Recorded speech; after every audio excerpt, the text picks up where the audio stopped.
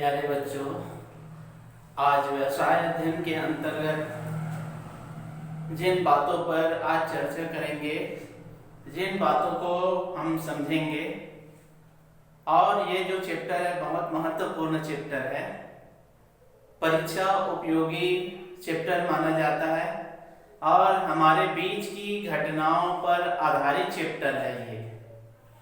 और उस चैप्टर का नाम है उद्योग। उद्योग के अंतर्गत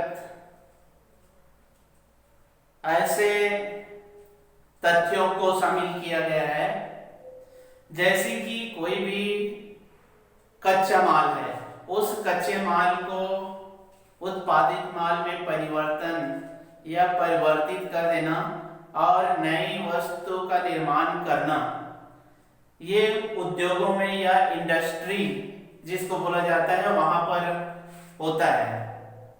किसी भी कच्चे माल को एक उपयोग की वस्तु या अंतिम वस्तु बना दी जाती है ताकि एक उपभोक्ता उस वस्तु को खरीदकर अपनी आवश्यकताओं की पूर्ति करते हैं। तो उद्योग का जो कार्य होता है या उद्योग का तात्पर्य यही होता है कि किसी भी कच्चे माल को परिवर्तित माल में बदल देना।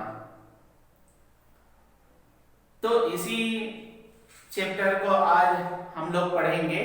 उद्योग के अंतर्गत उद्योग में उपभोक्ता माल भी होता है और उत्पादक माल भी होता है। उद्योग कई ऐसे उद्योग है जो उपभोक्ता के लिए ही सिर्फ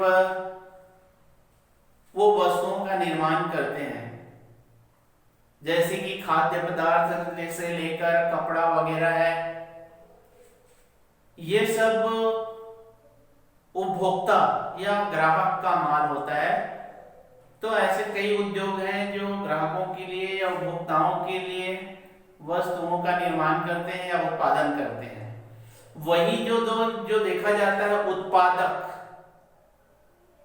उत्पादक के अंतर्गत माल या पूंजीगत जिसको माल कहा जाता है, इसमें बड़े बड़े उद्योगों के लिए या किसी भी वस्तु को परिवर्तित करके, जैसे कि कपड़ा जो मिल होता है तो कपड़े मिल में कपास का उत्पादन होता है और उस कपास से कपड़े का निर्माण किया जाता है। या लोहा है, लोहे से कई प्रकार के मशीन, कल पुर्जे और कई ऐसे आवश्यक वस्तुओं का निर्माण किया जाता है। ये उत्पादक माल के अंतर्गत आता है। तो ये उद्योग में कई प्रकार की वस्तुओं का निर्माण होता है, वो उद्योग कहलाता है। अब चलिए चलते हैं, उद्योगों का वर्गीकरण किया गया है। उद्योगों को अलग अलग भागों में बांटा गया है और उसमें सबसे पहला जो है वो है प्राथमिक उद्योग। प्राथमिक उद्योग के अंतर्गत ऐसे उद्योग या वे उद्योग आते हैं जो प्रकृति पर आधारित होता है या प्रकृति के द्वारा प्रदत्त जितने भी खनिज पदार्थ, कच्चा माल जो निकलता है या प्राकृतिक संपदा का उपयोग जहां पर किया जाता है, वो प्राथमिक उद्योग के अंतर्गत आता है। जैसे कि कोयला निकालने का उद्योग है या ऐश का निकालने का है या जिप्सम या यूरेनियम, कोई भी भूमि की खुदाई करके उनसे प्राप्त जो खनिज पदार्थ होता है वो प्राथमिक उद्योग के अंतर्गत आता है। प्राथमिक उद्योग के अंतर्गत आता है पहला निष्कर्षण उद्योग। निष्कर्षण उद्योग का मतलब यही होता है कि प्राकृतिक संसाधनों का उपयोग करना, खनन कार्य के द्वारा या खुदाई करके उस उद्योग का संचालन करना, ये निष्कर्षण उद्योग के अंतर्गत आता है। जैसे कि कोई बड़ा खदान है, वहां पर लौह अयस्क अगर मिलता है तो उसकी खुदाई करके उस लौह अयस्क को बाहर निकालना, या तांबा है उसकी खुदाई करके बाहर निकालना, या कोयले की खदान है वहां पर से कोयला निकालना, ये सब प्राकृतिक संसाधनों का निरंतर खनन कार्य या खुदाई कार्य के द्वारा निकाला जाता है, ये निष्कर्षण उद्योग के अंतर्गत आता है। उसके बाद में दूसरा जो आता है जन्निक उद्योग। जन्निक उद्योग का मतलब ये होता है कि किसी भी पशु या वनस्पति के नस्लों में सुधार करके उसको अच्छे नस्ल या ज्यादा मात्रा में उसका उत्पादन करना, ये जन्निक उद्योग के अंतर्गत आता है। जैसे कि मुर्गी पालन है या पशु पालन है या मछली पालन है, ये जितने भी उद्योग है वो जन्निक उद्योग के अंतर्गत आता है। उसके बाद में दूसरा जो चलते हैं वो आता है द्वितीयक उद्योग। द्वितीयक उद्योग के अंतर्गत वे उद्योग आते हैं जो प्राथमिक उद्योग से प्राप्त जो खुदाई कार्य के द्वारा निकाले गए कच्चा माल को एक दूसरे उद्योग में परिवर्तित कर देना, जैसे कि सोने को आभूषण बना देना या लौह अयस्क से जो इस्पात बनता है उससे मशीन या कल पुर्जे इसका निर्माण कर देना। ये द्वितीयक उद्योग के अंतर्गत आता है। द्वितीयक उद्योग में आता है पहला निर्माणी उद्योग। निर्माणी उद्योग जैसे कि अभी आपको बताया कि कोई भी खनिज पदार्थ एक कच्चे माल के रूप में रहता है और उस कच्चे माल को एक उपयोगी या अंतिम वस्तु उसको जब बनाया जाता है, एक उपयोगिता की वस्तु बन जाती है, एक निर्माण की प्रक्रिया हो जाती है। जैसे कि प्राथमिक उद्योग से कोई भी अगर वस्तु है उसका उपयोग किसी कारखाने में, दूसरे कारखाने में वो उसके लिए कच्चा माल बनता है। जैसे कि अभी आपको बताया कि एक लौह इस्पात है, लौह इस्पात एक दूसरे कारखाना से बनता है, गलाया जाता है, उसके बाद में उस लौह अयस्क जो इस्पात होता है उसको अन्य आवश्यकता की वस्तु बनाया जाता है। ये द्वितीयक या निर्माणी उद्योग के अंतर्गत आता है। उसके बाद में द्वितीयक ही उद्योग के अंतर्गत आता है रचनात्मक उद्योग। रचनात्मक उद्योग के अंतर्गत ऐसे उद्योग आते हैं जिसमें रचना, किसी भी बांध का निर्माण करना है या नहरों का निर्माण करना है या सड़कों का निर्माण करना है।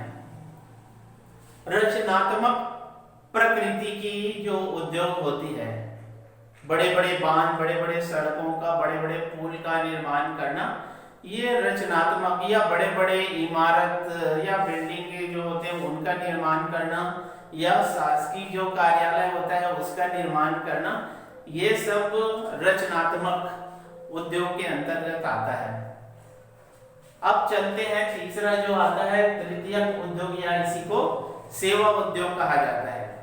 तृतीयक या सेवा, सेवा से संबंधित होता है। ये सेवा से संबंधित उद्योग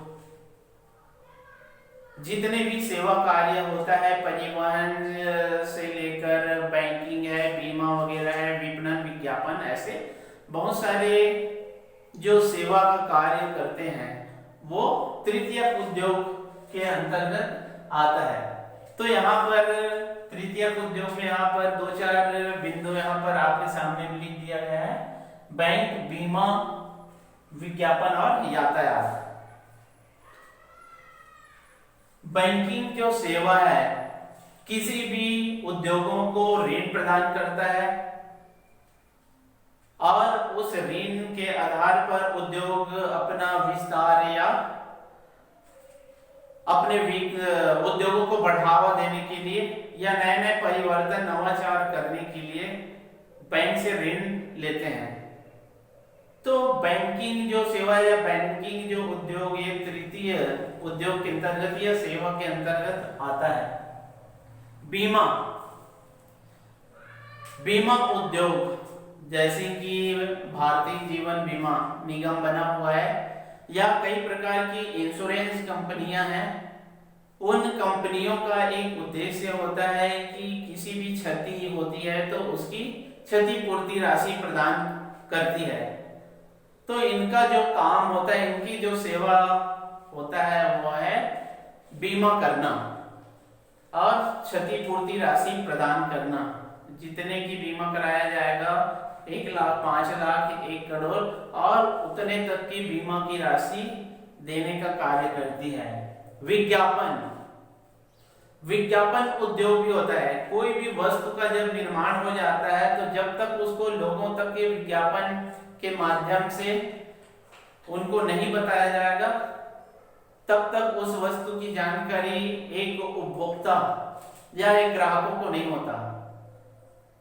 तो विज्ञापन का भी उद्योग आज बहुत प्रचलन में है। इसके बाद में आता है यातायात। यातायात का भी बहुत ही महत्वपूर्ण उद्योगों में स्थान रखता है। उत्पादित जो माल है या कच्चा माल है उसको लाने ले जाने के कार्य ट्रांसपोर्ट के द्वारा, रेल के द्वारा या ट्रकों के माध्यम से या कोई भी ऐसे यातायात के माध्यम से उसको एक स्थान से दूसरे स्थान पहुंचाने का कार्य भी यातायात के अंतर्गत किया जाता है। तो इस प्रकार से उद्योगों का वर्गीकरण 3 प्रकार से इसका किया गया है और इसमें अलग अलग भागों में बांट दिया गया है। अब हम लोग चलते हैं अगले जो चैप्टर है वो है उद्योगों के महत्व, उद्योगों के क्या लाभ है, इसके बारे में। उद्योग है, औद्योगिकरण की शुरुआत हुई है या औद्योगिकरण आज सारे देश में फैल चुका है। तो ये क्यों फैला है या ये प्रचलन में सबसे ज्यादा क्यों आ रहा है, तो इसके बारे में जानेंगे कि उद्योगों के महत्व या उद्योगों के लाभ कौन कौन से हैं। तो पहला जो लाभ है वो है राष्ट्रीय तथा प्रति व्यक्ति आय में वृद्धि करती है।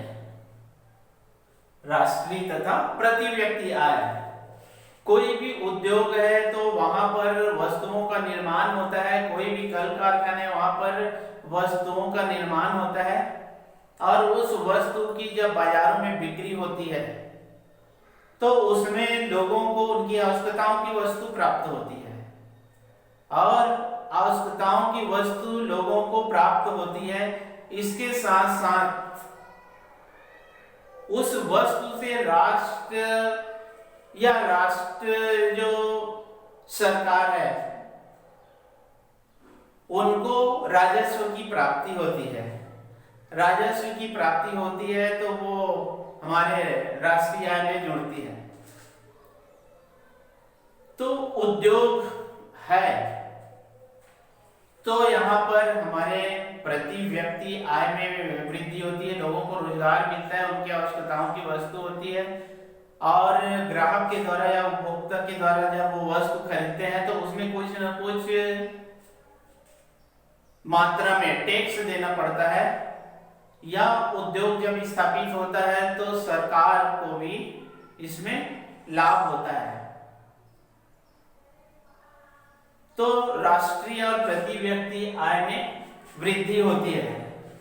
दूसरा जो है रोजगार के अवसरों में वृद्धि। उद्योग इसलिए महत्वपूर्ण है कि जब जिस स्थान पर कल कारखाने या उद्योग स्थापित होते हैं तो आसपास के जो क्षेत्र हैं उस आसपास के क्षेत्र में रहने वाले आबादी वहां पर उनको रोजगार मिलता है।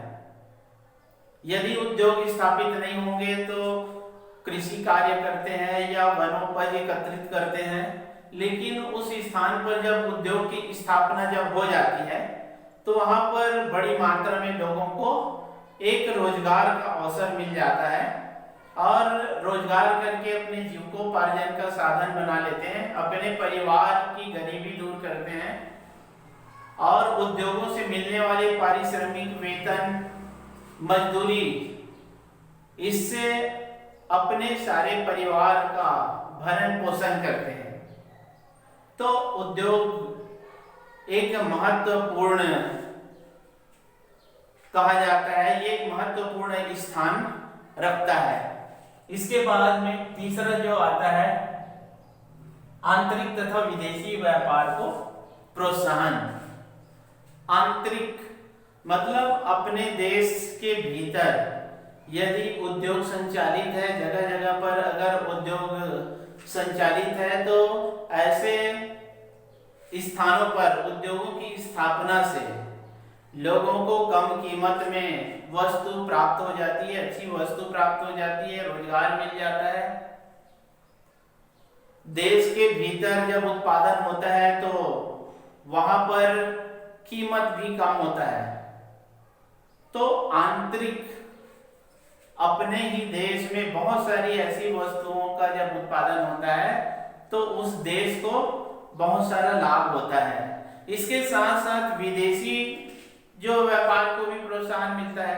अपने देश में उत्पादित कोई भी वस्तु है उसको दूसरे देशों में ले जाकर भी निर्यात किया जाता है। जैसे हमारे जो देश में है चावल, चाय पत्ती, शक्कर, ऐसे बहुत सारे या लौह, ऐसे बहुत सारे जो वस्तुएं हैं जो विदेशों को निर्यात किया जाता है। और विदेशों में जब निर्यात किया जाता है तो हमारे देश को विदेशी मुद्रा की प्राप्ति होती है। तो ऐसे आंतरिक तथा विदेशी व्यापार को प्रोत्साहन मिलता है। बाहर कच्चा माल भेजा जाता है, बाहर निर्मित माल को भेजा जाता है, वहां से हमारे देश को आयात होता है। तो इस प्रकार से एक दूसरे जो देशों के साथ में हमारा संपर्क, हमारा संबंध अच्छा बनता है। उसके बाद तीसरा जो होता है उपलब्ध संसाधनों का सदुपयोग। किसी भी देश में उपलब्ध संसाधन, जैसे कि हमारे भारत देश में ही आप देख लीजिए, खनिज संपदा की दृष्टि से हमारा जो भारत है वो धनी देश माना जाता है, लेकिन वो तकनीकी या टेक्नोलॉजी के स्तर से देखते हैं तो निर्धन देश है। तो यहाँ पर हम समझ सकते हैं कि उद्योगों की स्थापना के लिए हमारे देश के जितने भी संसाधन है, जैसे कि लौह अयस्क है, कोयला है, जिप्सम, यूरेनियम, जितने भी खनिज पदार्थ, जितने भी संसाधन है, जितने भी साधन है, चाहे मानव संसाधन हो, खनिज संसाधन हो या भूमि संसाधन हो, सारे संसाधनों का उचित तरीके से यहाँ पर उद्योग के होने से उसका उपयोग हो जाता है। ये उद्योगों से लाभ है। अगर उद्योग की स्थापना नहीं होता या उद्योगों का निर्माण नहीं होता तो प्राकृतिक जो संसाधन है यूं ही पड़ा रहता, मानवीय जो श्रम है वो यूं ही पड़ा रहता, बेरोजगारी की गंभीर समस्या उत्पन्न हो जाती। तो जितने भी संसाधन, जितने भी साधन है उसका सदुपयोग हो जाता है। इसके बाद में अंतिम जो चलते हैं वो है व्यापार के सहायक। उद्योग है तो व्यापार के जितने भी सहायक हैं उनको लाभ होता है। उद्योग के साथ साथ व्यापार के सहायक जैसे कि बैंकिंग, बीमा है, विपणन है, विज्ञापन है, यातायात है, ऐसे जितने भी व्यापार के सहायक हैं उनको फायदा होता है। उनको संचालन करने के लिए एक माध्यम बन जाता है उद्योग। तो हम कह सकते हैं कि उद्योग की स्थापना से ये सारी जो व्यापारिक सहायक है उनको निरंतर फायदा होते रहता है। बैंक है तो बैंक में ऋण लेने का जो कार्य होता है, बीमा है तो इंश्योरेंस, यातायात है तो वाहन की सुविधा, विज्ञापन है, तो ऐसे बहुत सारे साधन इसमें जुड़े होते हैं। तो आज के चैप्टर में आपको समझाया गया कि उद्योग क्या है और उद्योग का वर्गीकरण और उद्योगों के महत्व के बारे में अगले जो चर्चा अगले पीरियड में करेंगे। धन्यवाद।